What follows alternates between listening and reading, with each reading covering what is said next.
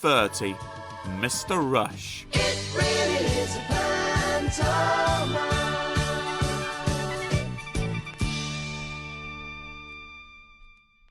Mr. Rush was the fastest thing on two legs. He used to rush hither and hither, and hither and hither, and back again all the time. And of course, he was always in such a rush that he never ever finished anything properly. One morning, he woke up with a jump. He'd only had time for 3 hours sleep because he had been rushing about for so long the day before. "Oh dear!" he cried, leaping out of bed. "I'm late!" And he rushed into his bathroom and washed, not very well as he was in such a hurry, and cleaned one tooth and rushed downstairs, 3 at a time. Mr. Rush had a boiled egg and toast and a cup of tea for breakfast. He boiled the egg for 5 seconds and it tasted awful. He toasted the bread for 1 second and so it wasn't brown at all.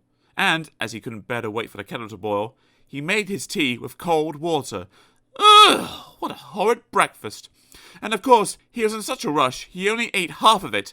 Rush, rush, rush. Silly fellow. After his half of breakfast, he rushed off again. Out of his front door, leaving it open, down his garden path, out of his garden gate, leaving it open too, and off down the lane. He passed Mr. Happy. "Hello," called Mr. Happy. "Good morning, Mr. Rush. Where are you off to?" "Can't stop," cried Mr. Rush. "I'm in much too much of a hurry." I can see that, thought Mr. Happy to himself as he watched Mr. Rush disappear into the distance. I wonder where he's going. Where Mr. Rush was going was nowhere. Fast, as usual. Mr. Rush rushed around all morning, and then rushed home and had a quick bite to eat, a sandwich without bread, and then rushed off again, and rushed around all afternoon. That evening, he was reading a magazine. He never had time to read a book, when he saw an advertisement for a holiday.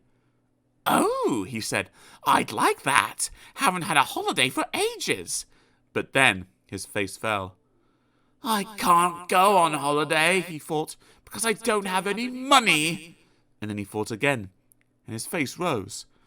"I know," he thought, "I'll get a job." And so, the following morning, he rushed off and got a job with a farmer milking cows. But of course, he wasn't any good at that because if there's one thing a cow can't stand, it's being rushed, especially when she's being milked. So Mr. Rush rushed off and got himself another job, driving a bus. But of course, he wasn't any good at that because he was always in such a rush he never stopped at any of the bus stops.